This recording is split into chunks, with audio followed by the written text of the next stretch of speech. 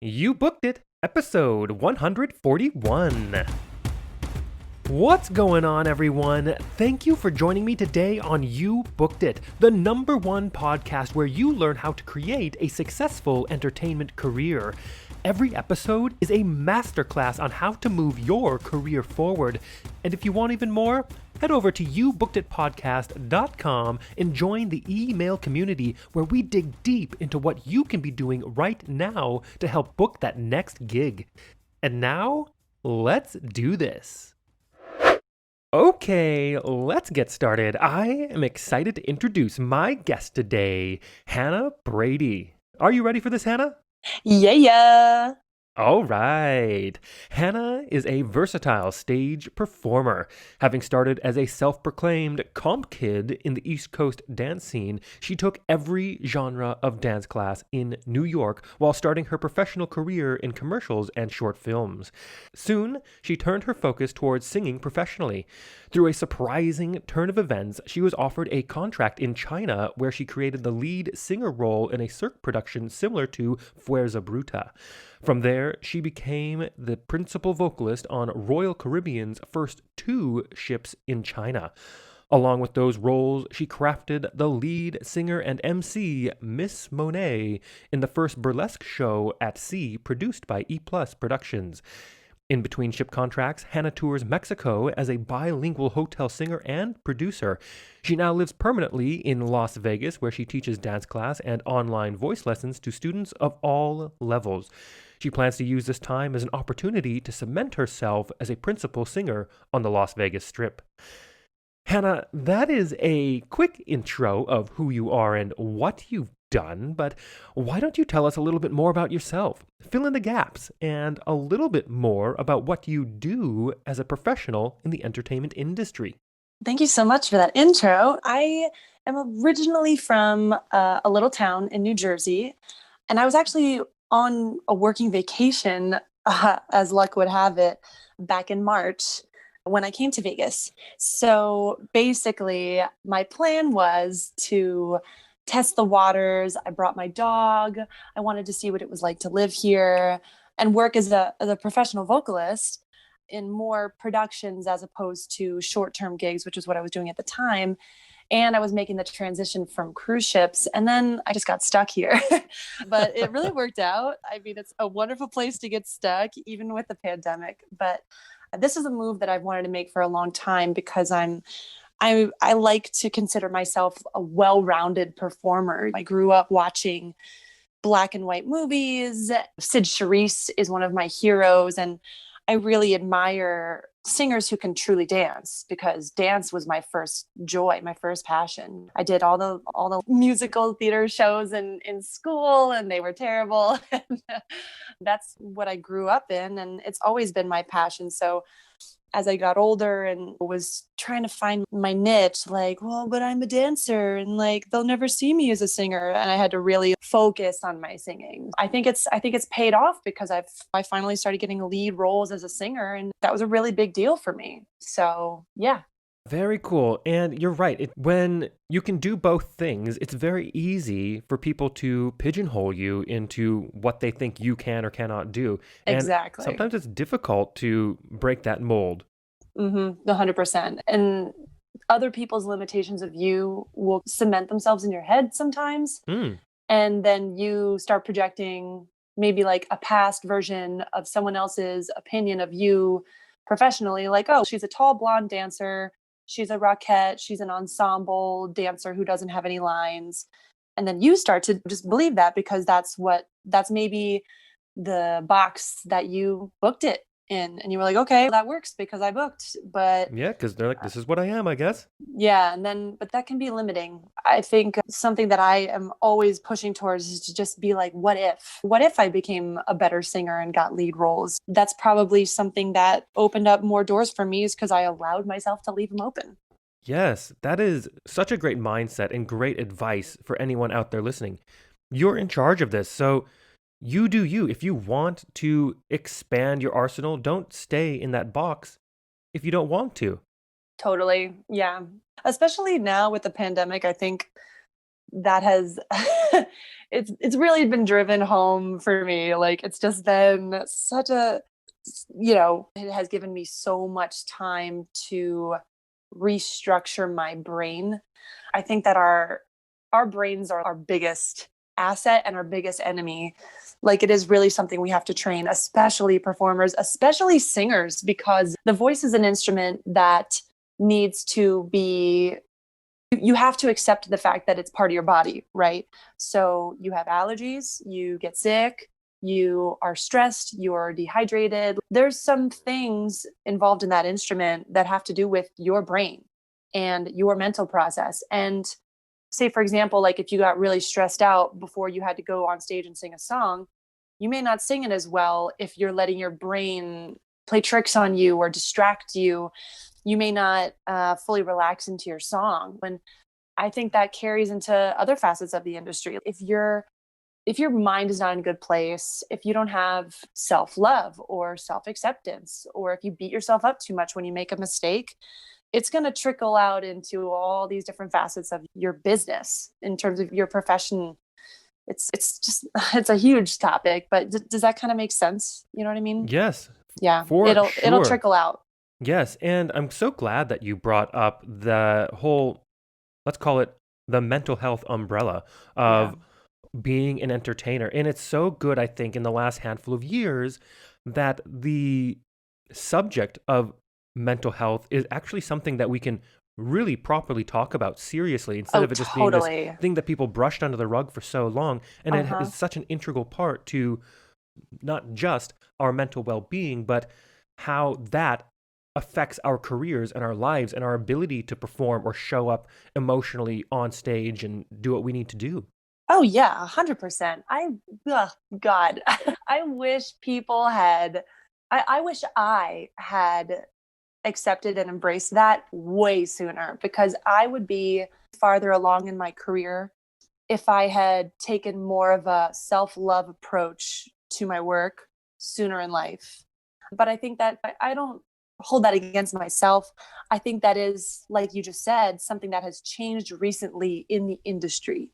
It's not like you could take a class like you take those pay to play workshops where you work with a musical director for 4 weeks and at the end you do an agency showcase based on what you worked on. And in those kinds of classes, like very rarely did we talk about how are you feeling today? That was never part of it. Not often. I had some great trainers, though, I'll tell you, in New York. I took a lot of workshops like that, and they were more helpful than any college course I took. I'll tell you that much. But especially now, like I got to give props to actor therapy. Are you familiar? No, I'm not. Oh my gosh. So they are my family in New York City. It's run by Ryan Scott Oliver, a new musical theater composer, and Lindsay Mendez, who everybody knows as Elphaba. And they created this, I want to call it a workshop, but it's this whole package of courses that they offer having to do with musical theater performers, but it's so much more than just learning how to sing and doing it well and performing it well. They offer mentorship and they offer community and they encourage us as students in a group like the Tuesday at 5 p.m. class. You get really bonded with your class. It's not just you show up, you sing, and you leave. Like they create this community of support. They have a Facebook group for just for students, and they have all these other offshoots like events. Like they organize a hike every year, and anybody who wants to go goes on this hike in upstate New York. And it has nothing to do with singing. It's literally about building community and knowing people beyond their audition cuts. And that to me is invaluable. Like being able to feel like you're part of a community of support who is critical in terms of pushing each other, sure, like motivational, but they're also non-judgmental and they embrace you. And Ryan Scott Oliver has been extremely open and inviting in his correspondence with us. I value that so much. And I said to him, I was like, I wish I had this when I was 13, when I was 15, because instead of approaching my work as this self-critical, oh Hannah, your turns are awful today, like get it together, you have to practice more. Instead, with classes like actor therapy, for example, like totally plugging this by the way, because I'm such a fan, they come at it from an approach of self-love and self-knowledge, self-awareness, like taking a step back and being like, okay, my songs weren't quite on today. Why is that? Okay, I need to take a day to myself and watch Disney movies until I feel better. Like it's whatever that thing is to you to help you be mentally centered. That's the mental health aspect in the arts.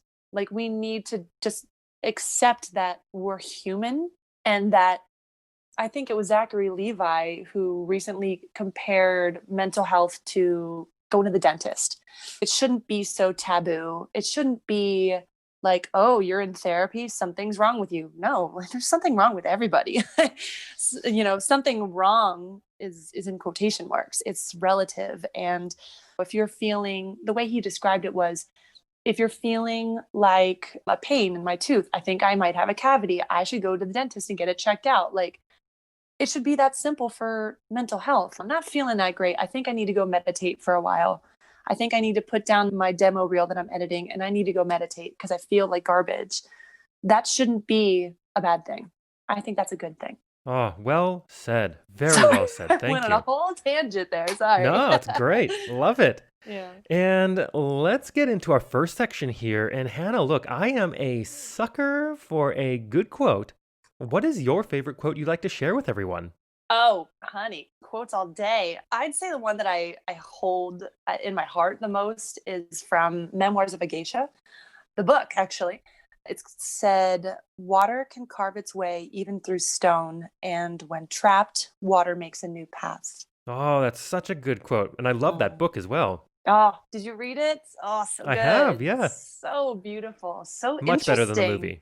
Yeah, I just very eye-opening. And really, honestly, like if y'all haven't read that book, you should if you're a performer, because it has so many overarching themes that relate to the industry as a whole, like how geishas are, they strive to be high quality performers, but at the end of the day, they're just selling themselves.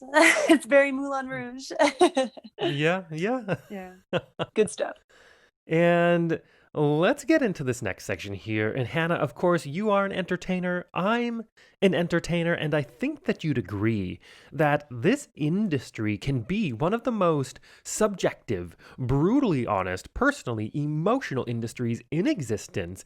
And you know as well as I that in order to create and have a successful career in this industry, like you're having now, takes a lot of dedication and hard work. And while, yeah, there's an outrageous amount of fun and excitement doing what we do, there are also our fair share of obstacles, challenges, and failures we are going to experience and we're going to have to move forward through.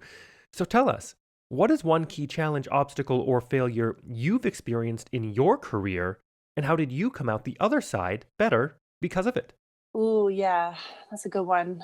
The first thing that comes to mind is that, again, I'm very self critical. So I can think of a laundry list of mistakes I've made, but don't we all? But the one that is most important, I think, was a hard lesson to learn was one time I had to leave a contract early because I was given an offer I couldn't refuse. You know what I mean? And no, but it truly was. And I knew it and they knew it. It was a life changing opportunity. And I couldn't pass it up. And to this day, I don't regret taking it. But what's the word I want to use? It was the literal business side of kindly stepping away from something earlier than I was supposed to. That was Mm-hmm. very, just I had to figure it out as I went. It was very trial and error, and there was a lot of error, but I had never done it before, and I had to figure it all out in the moment of negotiating the exit clause. And when you sign a contract, I can't believe some performers just skim contracts. I read every single word. I never sign something in a rush. I always request at least 24 hours to read a contract and mull it over and run it by someone else, because it's unfortunately it's like a prenup. If there's an exit clause in a contract and you're like, well, that's not going to happen, never ever leave that as an opportunity, because things happen. And you need to be able to cover your own butt. And as well, you need to know that you need to remember that even though it's just business, there are people on the other side of every business transaction. There are feelings, whether people wanted to admit it or not. Business is a lot about relationships. It's about crafting relationships. And I don't mean that in a let's be friends and go have coffee kind of thing, but it's just people will remember how you handled a situation. They will remember whether you were graceful about it or whether you were kind of a butthead about it. And those are the interactions that will last the longest. There's more to business than pen and paper. And those things go a lot farther in the long run. And I in leaving the contract, I learned a lot about contract negotiation because at the time I wasn't represented anymore. And I had to just figure this all out with the help of my mentor at the time, who I'm so grateful for. But I remember I was sad that I was given the verbal okay. I was given kind of like, we're so proud of you blessing from the people I had to leave because they were excited for me. They told me they were excited for me. And then when it came down to the contractual, okay, now talk to our lawyer, it was just like downhill from there. I was more immature about it at the time. I was younger and I saw it as, but I thought you said it was okay. And it's just not, it's not like that. You learn as you get older that it's not personal and it is just business, but how you handle that business it'll say a lot about you and it'll potentially really affect your longevity in the business, in my humble Yes. opinion. Yes, I think that is a very good opinion to have. Thank you for saying that. That's loads of gold right there. Everyone should probably rewind that.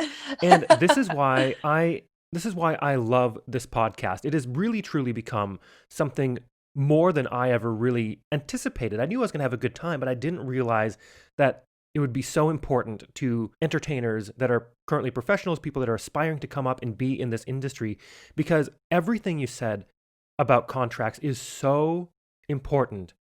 It's easy to get caught up in, hey, I just sing, I just dance, I just act. Let me just do my thing on stage. But it is business as well. And Oh, you have to take care of that part of your career. You have to read your contracts. Please read your contracts. And the thing is, if you're working in, say, Las Vegas, where you are now, and you're going to be working with the same handful of production companies and doing different events, right? Chances are you are going to get the same contract, basically just copy pasted with new updated times and wages and rates and things like this. But even though you know what it says, read every single one of them, not because you're expecting something to be new in that contract, but it gets you in the habit of reading your contracts. totally. And I couldn't because agree when you more. do get that job that is from a new company, then you have the habit of reading your contract. You know what you're looking for, and then you can catch things. You can sort out exit clauses and make sure that you're best protected.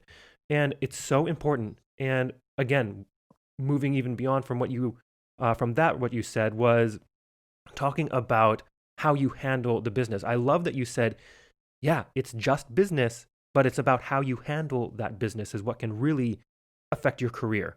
Mm. And at the end of the day, someone might really be happy for you that you did that. But at the same time, you did sign a contract and that is legal. And they can hold you accountable for that. Mm-hmm. And Amen. it's not that they're being mean. It's just saying, you agree to this. We all agree together. Yeah. We've got to uphold our end of the bargain. So just please read your contracts. Totally, 100%. I think it's just a level Yes. of responsibility on the performer's side. And that's something that, again, I don't want to go on a soapbox about it, but I remember I'm still a little disillusioned with the theater college program scene. I just feel like they don't stress that enough. They don't talk about the business side nearly enough. And I see a lot of performers, especially the younger ones who go to like conservatory or they even just go to like a performing arts high school and then just get barfed out into the world, like with no consciousness of action and consequence. Some of them just don't think about the other people around them. They don't think about all the moving parts in a production, for example. Like when I was working on cruise ships, there's lots of moving parts, literally like scenery and all this new high tech. Like I used to drop in for this one production, I used to drop in from the ceiling sitting on a lira, which was so dope. Very, very, very Christina Aguilera moment there. Yes. Um, but there's like hydraulic floors and there's tech people and there's laser beams and there's someone controlling those laser beams. And then there's all the singers and dancers and acrobats and divers. And it's just, I see a lot of performers come into the business only seeing their tiny little bubble situation. And I'm totally one of them sometimes, you know. And I think something that I've learned over time on the business side of things is you are not the only one here. You're part of a team, you're part of a moving machine that has many Yeah. parts. And whenever you, for example, need to ask for something or you have a problem, you have to step back first and say, okay, this is my problem and it affects me this way. Why did it happen? But if I fix it, who is it going to affect? Who do I need to talk to fix it? What's the hierarchy? Like these are business skills that you may only learn from doing in like actual work. I don't know if there's any way to break that down into a class, but I certainly think more college programs and performing arts high schools need to find a way to incorporate that into their curriculum because it would have saved me a world of hurt. Like, I'd learned that sooner. 100%. Yeah. Mm-hmm. A la the You Booked It podcast. I went to the Boston Conservatory, got a great training, went into the world, didn't know how to use that training. Yeah, You know what I mean? exactly. And that's a big reason why I created this podcast as well, is to fill that gap. And we need to speak to people like you who have been there and done that and can give so much incredible insight on how this business actually works. How do you actually take your skills and turn them into a sustainable career? Totally. Amen. What's the point of having a fantastic triple threat performer when they don't have the knowledge of how to apply it? 100%. 100%. Hopefully, this podcast is helping some people get that knowledge. Amen.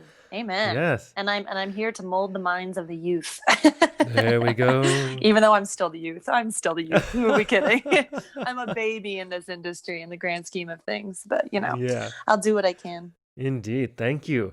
And let's move on to a time that I like to call your spotlight moment. That one moment in time you realized, yes, I am going to be an entertainer for a living. Or maybe it was, yes, this is what I need to be doing as an entertainer.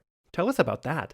Ooh, juicy stuff. Again, the first thing that comes to mind is the sudden turn of events. Like the contract that I got in China, that was a game changer for me. That was a big deal because at the time I think I was fresh out of college. I had finished college and had been feeling, I want to put this diplomatically. I was not fully satisfied with my training that I had received outside of the city. And I just was feeling like unsure, unsatisfied. I was still hungry for more knowledge. Like what we were just talking about, I wasn't getting that yet from the people who were training me. And so I went into the city looking for that kind of training, the real meat of the industry, not just vocal technique, but business and meeting people and creating a network. I was like starving for that at the time. And I was picking up random jobs like a corporate event here. I was auditioning to be in wedding bands and I was struggling, I was working in the restaurant scene and trying to do auditions during the day. And I remember I was exhausted. I was just drained. I'm sure you may have been there, but many performers know that feeling of getting up at 4 a.m. to go to an open call because you don't have a manager anymore or whatever. You sit around all day, you get 30 seconds to finally sing, but you're exhausted because you were up all night working at a restaurant and your audition sucks and you're like, okay, I'm going to do this again tomorrow. That was the Yeah. state I was in when I got the China gig. And this might sound a little corny, but I remember specifically walking between the tables at my restaurant job, purposely daydreaming to take myself out of the negative feeling of that space feeling small, feeling unimportant. I was just a hostess. There's a certain hierarchy at every restaurant. And I was thinking to myself, like, I deserve more than this. I work so hard at my work. I know that there is something better for me than struggling at this restaurant where I don't even have a voice. And I would imagine getting that phone call to be, whisked away on a plane. That soliloquy, that song, what's her face in the Heights? The elevated train by my window doesn't faze me anymore. What is her name? Vanessa. She sings something about how she's gonna get on a plane and she's gonna fly and she's gonna find a better life. And when I got the China contract, that was exactly what happened. They told me that they were going to cast me as the lead, that they really needed someone who wasn't just a singer, but that had a physicality, that could truly dance. They basically told me everything that I wanted to do in a role. They were going to fly me across the ceiling on this winch. I was going to fly in a 2-point harness over the audience. And there was going to be fire and water effects and all these things. And it was on the other side of the world in China, a country that at the time I knew nothing about China. I didn't even know what their currency was called, And that moment was not only liberating, but it was also like, wow, someone is willing to pay thousands of dollars to fly me across the world. Yeah. Me? Like it felt like, oh my gosh, someone is listening. Somebody saw me. Somebody saw my work as a profitable product. That, I think, was the most validating moment I had at that point, that first big contract. And probably looking back, it may seem like a rinky-dink production to other people. I don't know. But for me, it was like, oh my God, this is it. This is the dream. And it just felt amazing. And I look back on that and whenever I'm feeling jaded. Yeah, that's such a good story. And yeah, I can relate to all the New York stuff for sure. So I lived in Brooklyn, so I would take the Oof. train down to Union Square and I pop out to get some food because the best caloric bang for my buck that I could find was the Subway that's just off of Union Square, and because they would always give you more meat than they're supposed to. And I would Yes, get, there's when they had the exactly. $5 footlongs, and I get the $5 footlong of the spicy Italian because there was Yeah. the most calories in that, and I would cut it in half, and it would be 2 meals. Oh my God, me too. Oh That's how I God. would survive eating in Oh geez. or afford eating Totally. in that city. Oh my gosh, so expensive. And so the other thing that I think people just don't quite realize or think about like outside the industry is living in New York and doing the audition scene or having a job, especially doing the audition scene, you have to have your whole life in a bag. I mean, you got to have 3 changes of clothes, 3 dance shoes. And if you're not trying to spend all your money on food on the way there, you have to pre-pack food. I remember the most stressful thing about that audition scene was having to fit it all into a bag. I could just never do it. And then it would be so heavy and uncomfortable. And the food I was living on, God, I wasn't even smart enough to go to Subway or somewhere healthy because even that $5 was too much for me. Sometimes I couldn't even afford that. God, ugh, there was one year, I think it was my last year of college. I didn't even, this is embarrassing. I didn't even have enough money in my checking account to buy a train ticket to go home for Easter, I think it was. And I called my mom and I was like, can you send me $20 so I can come home? It was so sad. And every single penny counts in that lifestyle. Every single penny. If you lose your Metro card, Get it'll make out of you here. cry. It'll make you cry. It's a hard life. It definitely toughens you up.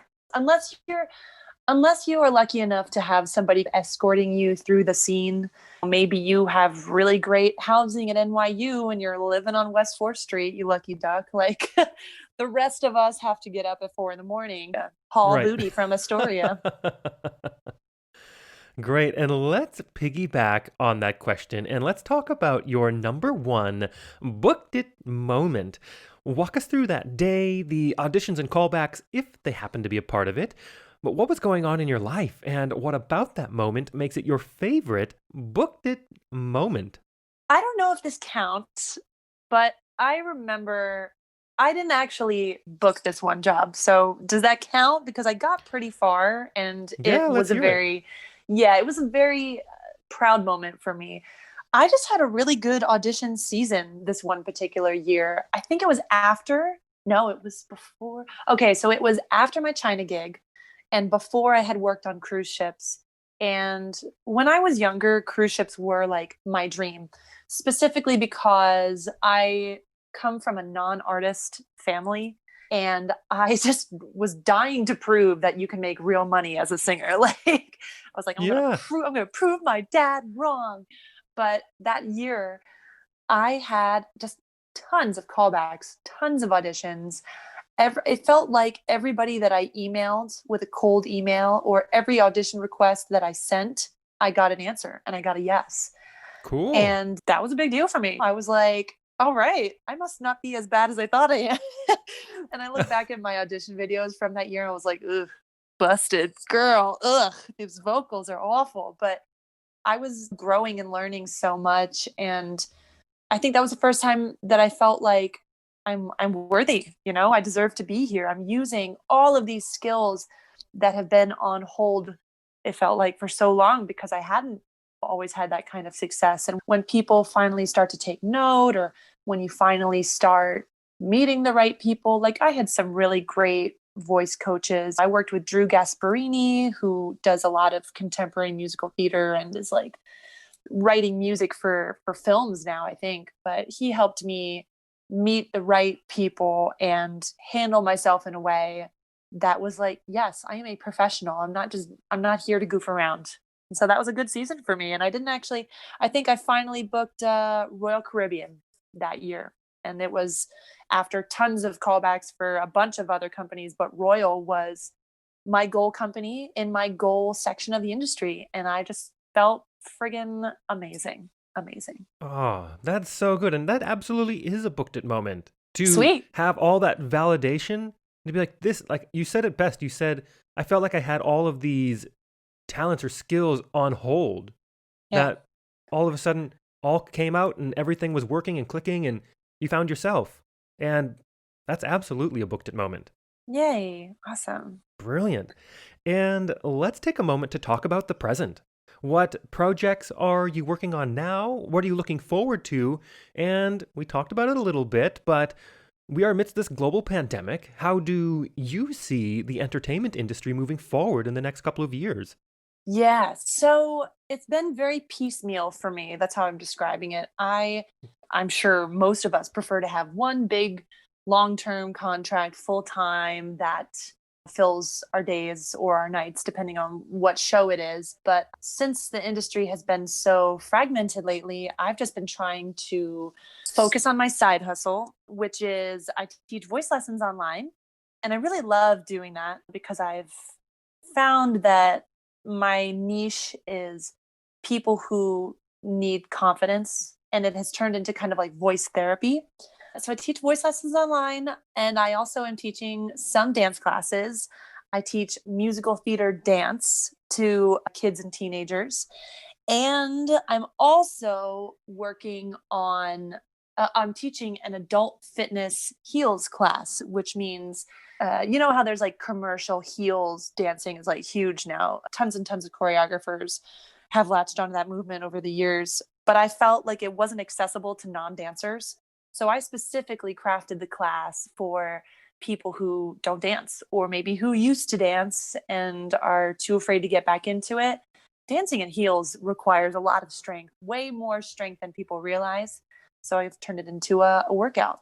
It's a lot of fun. And those are the things that I'm trying to stay afloat and also maintain my artistic sanity. I just need to feel like I am still utilizing my skills that I've trained in for so many years as opposed to dropping the industry. I know a lot of people have left right now and they're working in, you know, grocery stores or maybe they've switched more to a media marketing kind of job and power to them. You have to make money right now, but I haven't quite gotten there yet. I love what I do and I would rather teach and share my knowledge as much as I can. And I think as well, Vegas is opening slowly but surely. So I'm looking at corporate events, and restaurants are hiring singers again. And I just want to be available for the shows when they come back. I prefer, especially now that I've done cruise ships, I prefer to do land based production shows. That is my next goal. So as those things open up, that's what I'm applying for. And gosh, I'm doing so much. Like I also am trying to focus back on commercials again. I haven't really done commercials since I was a teenager because I've been traveling so much. I've been so fortunate to travel. And now that I'm based in Vegas, I'm like, oh, sweet. I can get back into commercials and films. One of my biggest goals is movie musicals. So now that I'm here on the West Coast, I can start attacking that goal again. Yeah, very Yeah. cool. And you know what?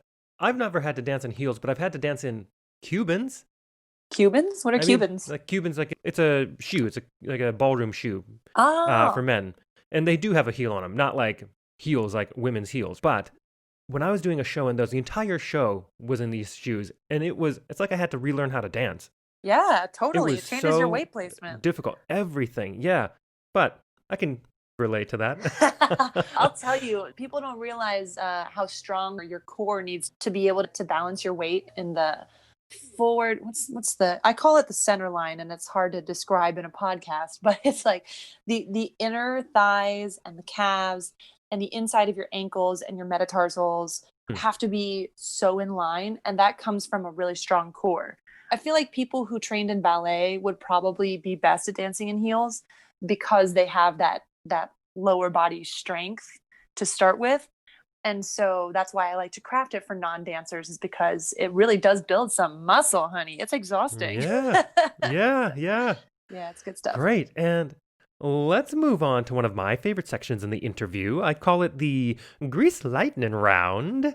Ooh. I am going to ask you a handful of questions. I want you to answer them as quickly and concisely as possible, one after another. Are you ready? Yes. All right, first question. What was the one thing holding you back from committing to a career as an entertainer? Fear of failure. I'm such a perfectionist. Second question. What is the best piece of advice you have ever received? Fake it till you make it. Third question. What is something that is working for you right now? Or if you'd like to go pre COVID, what was working for you before our industry went on pause? I'd say create more than you observe. Build. So good. And in this time, we've really discovered that we can create. I think so many of us always put too much stock in the resume line or booking that contract. And that was where we've received all of our fulfillment. While there's a lot to be said about that, in this time when we don't have contracts, we don't have those jobs to look forward to, we really have discovered that we can be the ones that create things and that we can control our artistry. Oh, totally. 100%. We have so much more potential than we ever gave ourselves credit for. 100%. 100%.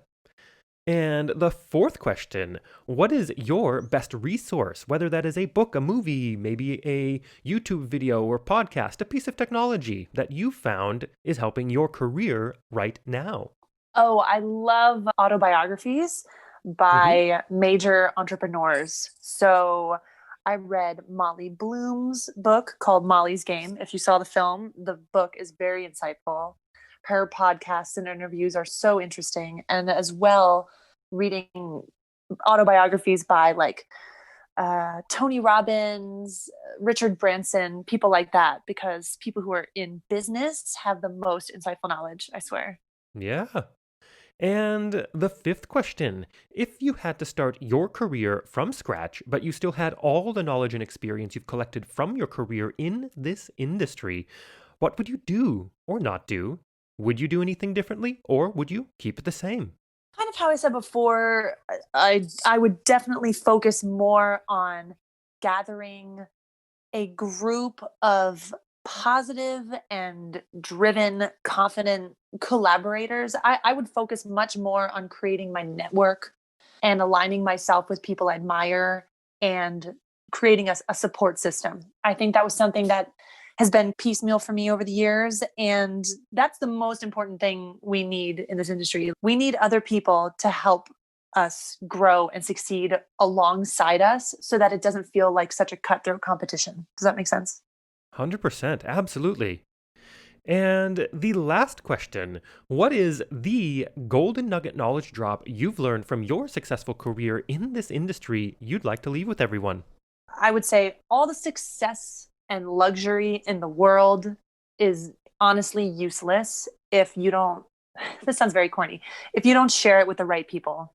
Like if you attain everything you want, but you have to step on a ton of people, and what's the point of being on a yacht by yourself? You know what I mean? Like you need to bring people with you to enjoy your success. And so I think it's important to find the right people, encourage them, help them encourage you, and grow side by side so that when you reach all the things you've been dreaming about, you have people to enjoy it with, the right people. Yes, such great advice. And to wrap up this interview, Hannah, it is time to give yourself a plug. Where can we find you? How do our listeners connect with you? Is there anything you want to promote? Oh, totally. Well, hey, girl, I'm a singer. Please book me. Yeah, my primary is I'm a jazz singer and a rock singer. Those are my favorite things to sing, like soul music. So I'm looking for my next big production show. I'm a big fan of Cirque du Soleil. I know they're on pause right now, but I'm looking for work as a full body performer, production shows where I can sing and dance. Other than that, I work at Summerlin Dance Academy, where if you have kids, I teach kids dance classes there, as well as a couple other places around town coming up. And I teach the adult fitness heels class there as well. And again, I cannot stress this enough. It is for everybody. So even if you are a dancer and you just want to go back to basics of dancing in stilettos, come through. The class is so much fun. I set up lights and we like turn it into a little party. But for people who maybe are not, who are shy, this is also their class. This is structured for those people. So I'm hoping that my dancer people will spread the word, because it's really the more the merrier. It is spread out so that it's socially distant. But we have such a great time and it's a really good environment. And yeah, I have a website, which is hannahAbrady.com. And you can find all of my information about my voice lessons and my dance classes there. And you can literally book a lesson with me anytime on this app called Booksy, Booksy. It's an app, it's free. And you can look me up on there as Miss Hannah the Coach 1 and the number 1. And you can book your voice lesson and based on my availability, which I've posted on there. And yeah, I have voice students all over the country right now. And I'm happy to take people from all over the world based on whatever time zones work. And yeah, I'm so flexible right now. I am open. Beautiful. And for everyone listening out there, I have put the links to everything Hannah just said into the description of this episode so you can easily get connected with her. And be sure to share this podcast with your fellow entertainers, the coaches, the educators of this industry, studio owners, or anyone that you know that is aspiring to create a career in the entertainment industry. Let them know about You Booked It podcast, because it is an integral part of helping them succeed. Just listen to what this entire episode has given you. It has now become the largest resource of expertise on the specific subject of how to create a successful career in the entertainment industry in the world. So please share it, subscribe if you enjoyed this episode, and we will see you tomorrow. Hannah, thank you so much for being here. It's been an absolute pleasure having you on. Thank you. I really appreciate it. Thank you so much for having me. Thank you so much for joining us today. Don't miss an episode. I have a new guest 7 days a week. Every guest drops more value and insight than any other resource out there. So make sure you hit that subscribe button. If you enjoyed this episode, we'd love to hear from you. Leave us a rating and review. Also, be sure to head over to youbookeditpodcast.com and join our free email community where we dig deep into a continually growing resource of truly actionable things you can be doing right now to help you advance your entertainment career. All the best to you. We'll see you tomorrow.